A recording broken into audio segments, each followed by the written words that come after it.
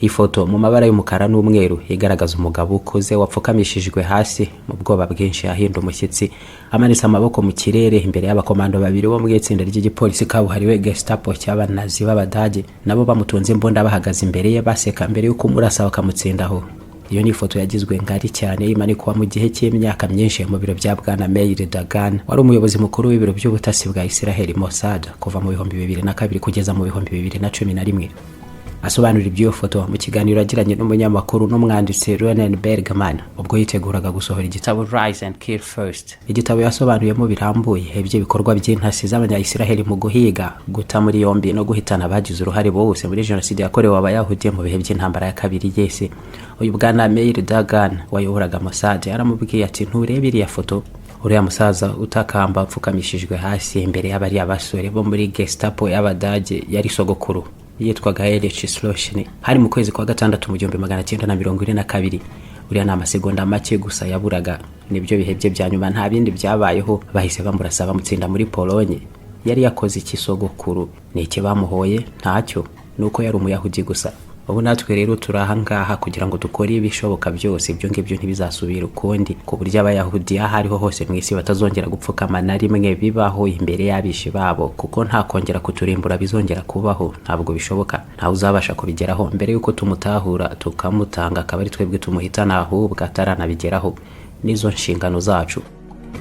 Iyo nteruro ya nyuma muri icyo kiganiro ni nayishingiyeho rero inyito y'icyo gitabo Haguruka wice mbere yuko wicwa, Rise and Kill First. Nubwo ku Bayahudi ibyo bisanzwe byanditswe mu nyandiko ntagatifu ya kera Talmud, uwagambiriye kukwica hari gihamya yabyo, unabishoboye kandi uramutanga akaba ari wowe umwica.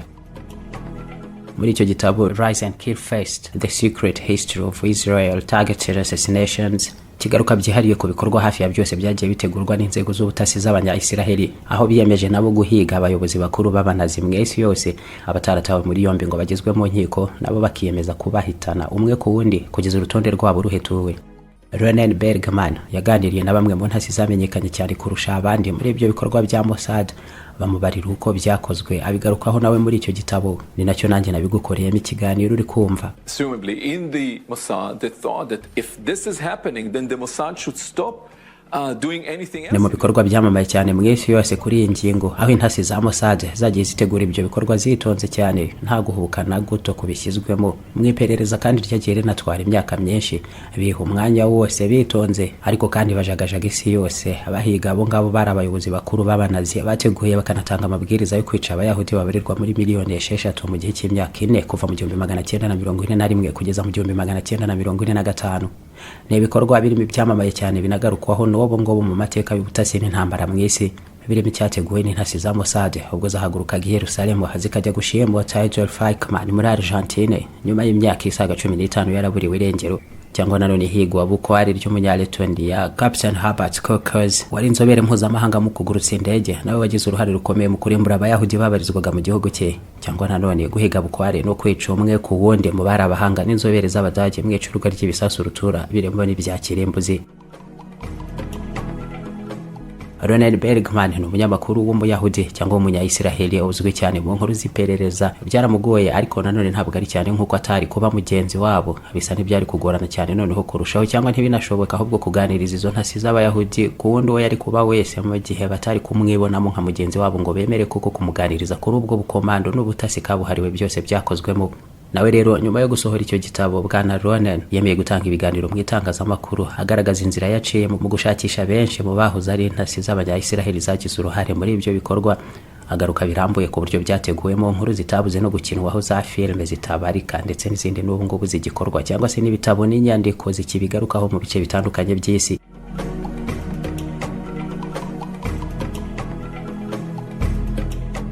Muri rusange rero nyuma y'intambara ya kabiri y'isi, ubwo Ubudage bw'abanazi bwari bumaze gutsindwa n'ingabo z'amahanga zishyize hamwe bakabarwanya barangajwe imbere na Leta Zunze Ubumwe za Amerika kugeza batsinzwe, hahise hatangizwa imanza ku bari abayobozi bakuru b'Abadage bari mu butegetsi bwa Adolf Hitler n'ingabo ze, byihariye hashyirwaho n'urukiko mpanabyaha rwa Nuremberg. rutangiza imanza zabo kuva ku itariki 20 Ugushyingo mu 1945. mu baciriwe imanza bari bazwi cyane kurusha abandi barimo nka Hermann Göring wari umuyobozi mukuru w'ingabo z'Ubudage zirwanira mu kirere, ari nawe wenyine wagize ipeti rya Reichsmarschall risumba yose mu mateka yose y'ingabo z'Ubudage, akagirwa icyo gihe n'uwungirije ako kanya Hitler, bikanateganywa ko ari nawe wagombaga kumusimbura ku butegetsi, kimwe na Rudolf Hess wabanje kuba ari we wungirije Hitler kugeza mu 1941 ubwo yatabwaga muri yombi yejyanye ubwe mu Bwongereza kugerageza gukora ibiganiro rwihishwa ngo intambara ihagarikwe. abo ngabo kimwe n'abandi benshi bari abayobozi bakuru b'Abadage mu ntambara ya kabiri yese. Benshi urwo rukiko rwa Nuremberg ni rwo rwari rufite inshingano zo kubahiga bagatabwa muri yombi bagacibwa imanza. Rwari urukiko rwa gisirikare kandi benshi n'ubundi bari bakurikiranyweho ibyaha by'intambara na jenoside. Rwasoje imirimo yarwo mu 1949. Benshi muri abo ngabo n'ubundi badafashwe, abandi bagiye batabwa muri yomba ariko bakongera gutoroka mu kagambane n'uburangare bw'abari babafunze. Ibyo byatumye Abayahudi benshi mu barokotse jenoside bari mu byihariye. Nanone benshi muri abo ngabo bari bamaze kwerekeza muri Isiraheli, nabo bahaguruka batangiza ibikorwa byabo bwete byo kubahiga, bamwe bakagezwa mu nkiko abandi bakicwa. Aho ni na hamwe mu hahise hatangirira ubwamamare n'ubuhanga budasanzwe bw'inzego z'ubutasi z'Abanya-Israeli zirimo Mossad na Shin Bet cyangwa Shabak. Kann ich nur sagen, so far as this question is concerned, I can only say that I never killed anyone. Eichmann would become the only Nazi prosecuted by the Jewish people, enclosed in a bulletproof glass booth. Lieutenant Kando Adolf Eichmann ni umwe mu bacurabwenge bibanze mu mugambi warimbuye Abayahudi muri jenoside. Urubanza rwe rwabereye i Yerusalemu rwanagarutsweho cyane, rukurikirwa na benshi mwese, ahanini binajyanye n'uwo yari we, ariko byihariye nanone n'uburyo budasanzwe intasi za Mossad zagiye kumushimuta muri Argentine zikamugeza i Yerusalemu mu 1961 agahanishwa urupfu. Bwana Bergman wavuga ko ikindi cyatunguranye cyane muri ibyo byose nanone ari uko ubundi ibyo nabyo bitari byitezwe na gato ko intasi za Mossad zashoboraga kwishora mu gikorwa nk'icyo cyo gushimuta umuntu nka Eichmann mu mahanga hagambiriwe kumugeza mu rukiko. Icyari cyitezwa ahubwo na benshi nuko yari kwicirwa wenda aho bamusanze, ariko kandi hagarukwa cyane no ku cyembezo wari minisitiri w'intebe wa Isiraheli icyo gihe yafashe, abizi neza ko ari ukurenga ku mategeko mpuzamahanga yemerera intasi z'igihugu cye kujya gushimuta Eichmann muri Argentine. Nyamara mu bisobanuro bya leta ya Isiraheli ngo bwari uburyo butagira uko busa bwo kumugeza mu rukiko agasobanura neza iby'umugambi yagize uruhare rukomeye mu gucura wo kurimbura Abayahudi, ikiswe final solution. Ibyo ngo nta bundi buryo byari gukorwamo bundi butari kumugeza mu rukiko i Yerusalemu. Muri Isiraheli urubanza rwa Adolf Eichmann rwanyujijwe kuri radio hafi rwose kugeza rusomwe ahanishwa urupfu. Bisa naho nta n'ikindi na kimwe abaturage bose muri Isiraheli bari bagikeneye kumva icyo gihe kitari isomwa ry'urwo rubanza rw'umugabo wari waracuze umugambi wagombaga kubarimbura bagashira burundu. Byarangiye narwo rusojwe rusomwa ku itariki 30 Gicurasi mu 1962.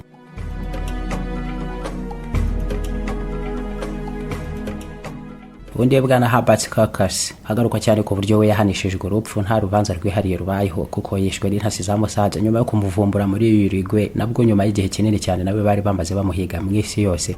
Mu mahanga ibyo ni ibintu byakiriwe nabi cyane, abandi batangira gutera hejuru bavuga ko Abanya-Isiraheli badafite uburenganzira na bumwe bwo kujya bava iwabo bakajya gushimuta abo bakurikiranyeho ibyaha mu mahanga, kuko ngo bagombaga kujya nibura babanza gusaba ko boherezwa muri Isiraheli mu nzira zikurikije amategeko mpuzamahanga, cyangwa se nanone bagasaba ko baburanishirizwa mu nkiko zo mu bihugu bahungiyemo. Nyamara ibyo ngibyo nabyo ntabwo byashobokaga, kuko benshi mu bahoze ari abayobozi bakuru mu ngabo za Hitler n'ubutegetsi bwe bahunze bakamara igihe kinini cyane bihishahisha, abandi barahinduye imyirondoro burundu kandi bakingirwa ikibaba nanone n'ibihugu byabakiriye. Bamwe leta z'ibyo bihugu zahoraga zihakana zikirenga zivuga ko batabarizwa muri ibyo bihugu cyangwa se ahubwo batanaza bari bo. Icyari gisigaye rero nk'uko bishimangirwa n'abahoze mu butegetsi bwa Isiraheli muri icyo gihe kimwe no mu nzego zayo z'ubutasi n'umutekano, ngo nta kindi ko ari ukujya kubihigira muri ibyo bihugu abo bishoboka ko bashimutwa bakajyanwa mu nkiko muri Isiraheli, bigakorwa uko nguko. Aho bidashoboka noneho bakicirwa yo kuko n'ubundi ngo ibihano mu nkiko bari guhabwa nabyo bitashoboraga kuba ibindi byari byo byose bitari ukwicwa.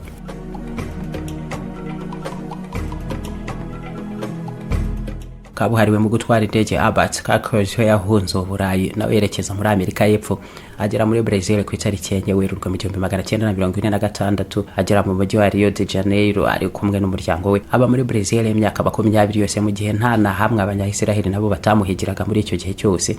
Dosiye ye yihererekanwa mu maboko y'intasi zabo kugeza bamusanzeyo aricwa. hagati aho ngaho nyamara iwabo muri Letonia Albert Kakers yari yaragizwe n'intwari y'igihugu ndetse n'uwateje imbere cyane ubuhanga bwo gutwara indege no kuzikora, ariko akigera muri Brazil aho yahungiye ibyo ngibyo yabivuyemo abihungira kure kuko byari kumuhoza mu itangazamakuru naho bikamwamamaza cyane, ahitamo noneho kwegera mu by'ubucuruzi kuko yabagaho nyine yihisha.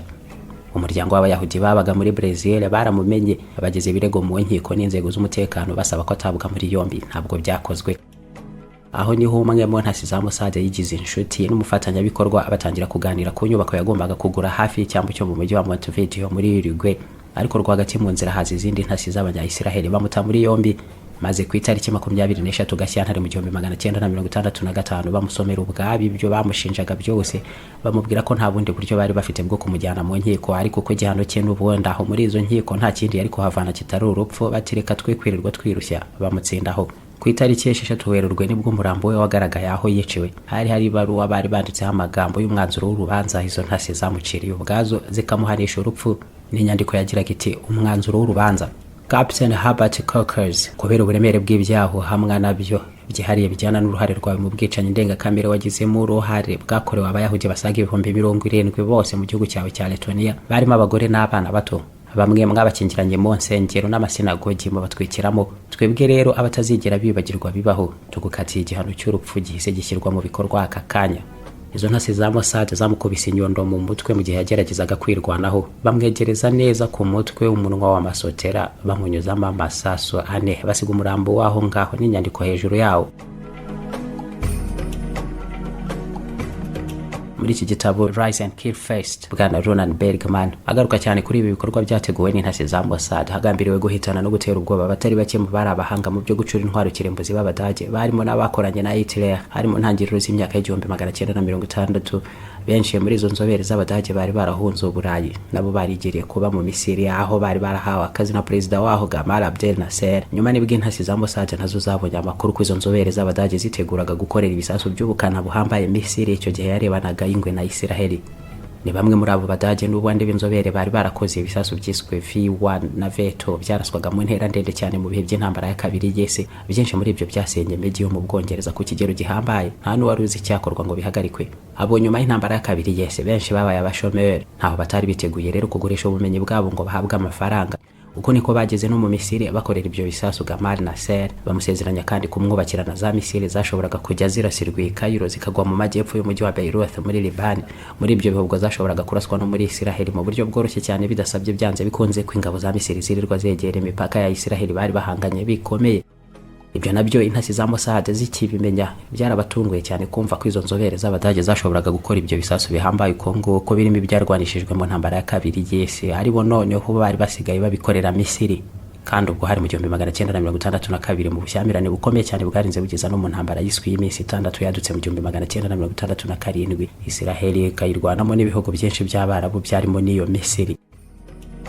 Ibyo ni ibintu byari bikikango kinini cyane kuri leta ya Israel, na Italia akageze ku buhangange bwa gisirikare ifite ubu ngubu, cyangwa se ngo nayitunge intwaro kirimbuzi nk'uko biri ubu. Otto Skorzeny no umwe mu bari intasi zikomeye cyane n'abakomando ba Hitler mu ntambara ya kabiri y'isi. Uyu nawe nyuma y'intambara ya kabiri y'isi yari umwe mu bakoraniye hafi na Hitler, ibihugu byinshi byamaraniraga guca kirari muzima ngo agire ibyo abasobanurira, ku buryo rero nta n'uwagambiriye kumwica, yari afite amakuru menshi. Skorzeny Abanya-Israel bo bihutiye guhita bamushakisha, bamuha n'ibiraka ahubwo byo gukorana nawe mu ibanga rikomeye, maze atangira kugirana ubufatanye na Mossad y'Abanya-Israel. Gamal Abdel Nasser wa Misiri mwihangana rikomeye ko nguko cyane na Israel muri ibyo bihe. N'ubundi Minisitiri w'Intebe wa Israel David Ben Gurion yarasanzwe amwita muri umuntu wa Adolf Hitler, nawe ngo yamubonanaga urwango rudasanzwe ku Bayahudi no kugambirira gusenya Israel ndetse no kurimbura Abayahudi bose nka Hitler. Inkuru yuko noneho yari yarahaye inzobere z'Abadage bakoranye na Hitler akazi ko kubaka misile zo gusenya Israel mu ntambara, yaje ishimangira amagambo ye kuri Nasser. Ati narabivuze rwose mugira ngo ndakabya Nasser ni muri umuna wa Hitler neza. Ubu ngubu ni ugambiriye kutumara noneho nyuma yo guhonoka mukuru we Hitler. Byahise bitangirira aho ngaho, none inzego z'ubutasi za Israel zitangiza ibitero by'ibanga byo kujya guhiga no kwica izo nzobere zose z'Abadage. Bwana Roland Bergman avuga ko benshi muri bo izo ntasi za Mossad zagiye zibasanga mu Budage, zikagenda zibashimuta umwe ku wundi, baricwa kugeza ku wanyuma mwibanga rikomeye ku buryo nabo mu miryango yabo batigeze bamenya iherezo ryabo, bakomeje kubashakisha kugeza barekeye. Bergman ati nyuma y'imyaka 50 n'ingiye ubwanjye wagiye gushakisha abo mu miryango yabo n'ababakomokaho mu Budage, bamwe batekerereza uko byagendekeye abantu babo barimo nk'uwitwaga Hans Krug. Ninjye wasabye umuryango we kurikiraho ngaho ibyo kumushakisha kuko nari naraganiriye n'abari abayobozi bakuru ba Mossad muri ibyo bihe, bampa urutonde rwabo nuko bagiye babahitana muri ibyo bitero bateguye, nanjye njye kubibabwira ngo bamenye iherezo ryabo. Bamwe n'abarangiye naho ahubwo imirambo yabo yashyinguwe. Ni inkuru bakiriye nyuma y'imyaka 50 kuko mbere nta nakanono na gato bigeze babigiraho. Benshi kandi mu miryango yabo ntabwo bari bazi n'ibyo bakoraga kuko nabyo byari porogaramu zibanga rikomeye, narabibatekereje rero baratungurwa bidasanzwe.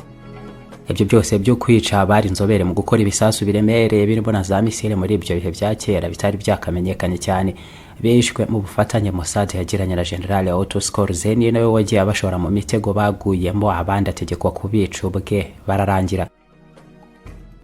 Skorzeny niwe wari umuyobozi mukuru w'ishami ryari rishinzwe gutegura ibitero byihariye mu gisirikare cy'Ubudage bwa Hitler mu bihe by'intambara ya kabiri y'isi.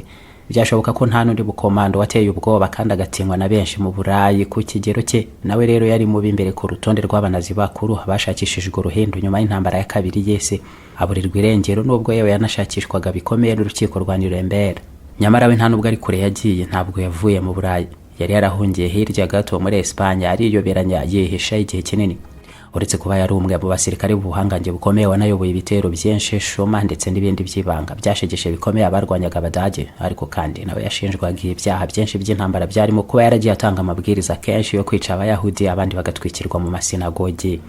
Uyu rero nawe mu myaka 2 yakurikiye urupfu rwa Ryahaye i Yerusalemu, Mossad yongeye gusubukura ibikorwa byayo byo kumuhiga, byarangiye noneho nawe bamucakiye nyine bamuhingurana undi muntu n'umwe atashoboraga kumuha kandi nawe atashoboraga kwanga uko byagenda kose, kumureka ntajyanwe mu rukiko cyangwa ngo yicwe, ahubwo bakamushakira n'ibyangombwa byose akajya kwibera yashaka mu mahanga, ariko kandi nawe akabafasha kurimbura izo nzobere zose z'Abadage zakoreraga Misiri ya Gamal Abdel Nasser, misile zo kurimbura Israeli.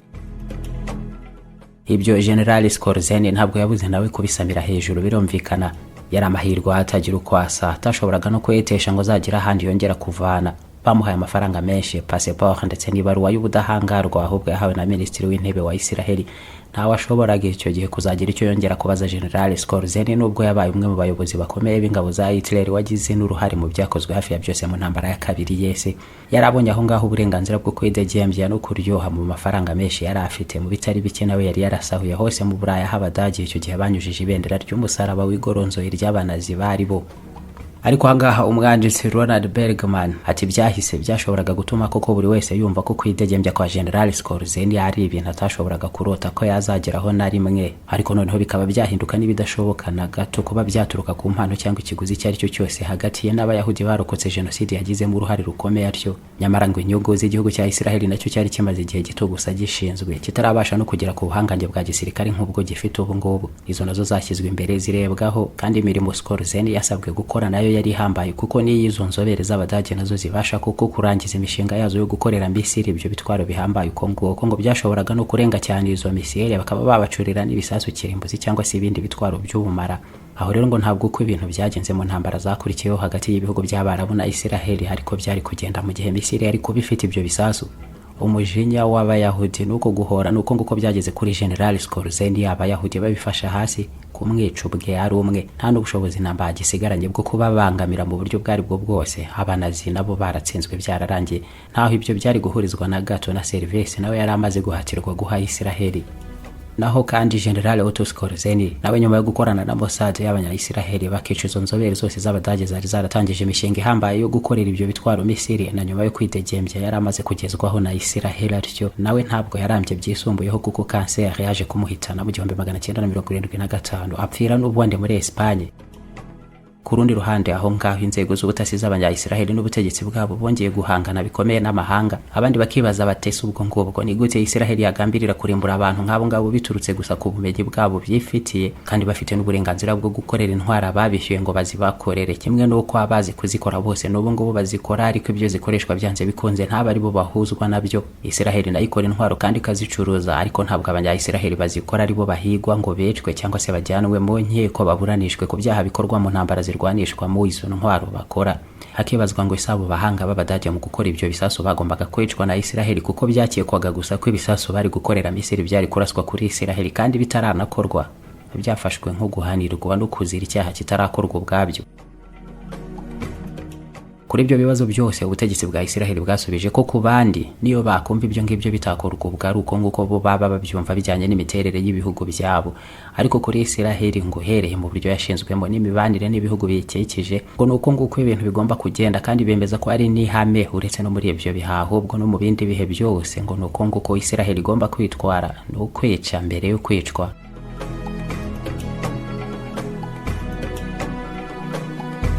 Nkuko rero Ronan Bergman abigarukaho muri iyi nyandiko ye, ni no muri ubwo buryo mu mpera z'ibihumbi 2020 n'ubundi ngo inzego z'ubutasi za Isiraheli zateguye ikindi gitero simusiga cyahitanye Mossad Fakhrizadeh mu nkengero za Tehran, nawe yari umuyobozi mukuru wa porogaramu y'ingufu za nucleaire za Iran.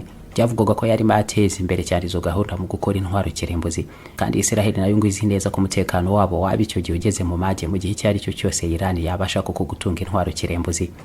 Umuyobozi mukuru w'ibiro by'ubutasi bwa Isiraheli icyo gihe yavuze ko harashize imyaka itari mike n'ubundi Mossad Fakhrizadeh bamuhiga bikomeye ngo yicwe, kuko ngo ubumenyi n'imirimo ye muri Iran byagaragazaga neza ko haburaga igihe gito gusa akaba amaze gucura ibisasu kirimbuzi.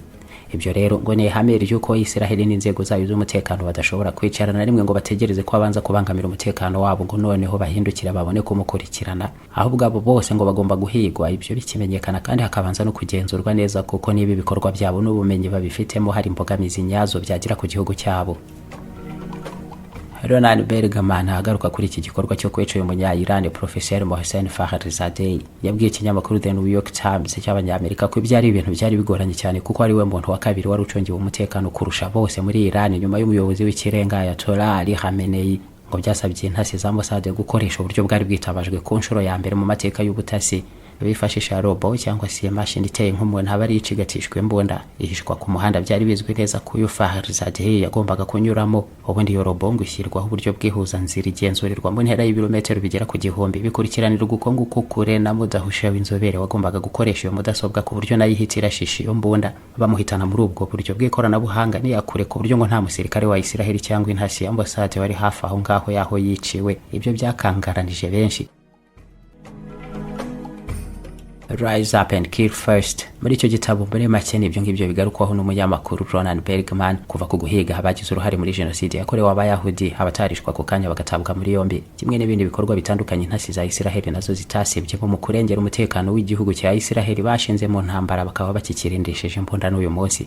Ni ibihugu byinshi cyane mwese byana ariko ahubwo kugira abasirikare ariko bigakomeza kuba ibihugu nyene kuko ni imipaka yabyo itanashidikanywaho cyangwa ngo igibweho impaka na gato. Nuwakandagira ku butaka bw'ibyo bihugu wese ibyo yahakora byose akaba nta na santimetero kare n'imwe yatinyuka kuvuga ko ibivaho ku buso bwabyo. Ariko Isiraheli yo ntabwo ari uko nguko, no gucika intege byonyine gusa cyangwa se kujya hasi ku bushobozi bwayo bwo gukora intambara birahagije kwihitiza imira ntizongere kubaho nk'igihugu cyashinzwe ku butaka bwa Palestine yari itowe n'ubundi n'Abarabu barimo abatari bake muri bo batemera n'ubu ko iyo Isiraheli ari igihugu bongure bahita bayimira byihuse yeshotse igatakaza ubuhangange bwa gisirikare cyangwa se nanone bakayiburusha. Nuko rero Abayahudi nabo barahiye babigira intego ahubwo bazica mbere yo kwicwa. iFix Technology Limited turacuruza kandi tukabakorera ibikoresho byose bya Apple mu gihe wahura n'ibibazo by'ibikoreshereze yabyo cyangwa se ukundi kwangirika. Mac computer, iPhone cyangwa iPad ni ibikoresho twe dufite mu bunararibonye bw'imyaka myinshi. Turabafatanya bikorwa kandi ba Positivo BGH turahari ngo tubakemurire ibibazo byose mwagirana n'ibikorere ya computers z'iki kigo.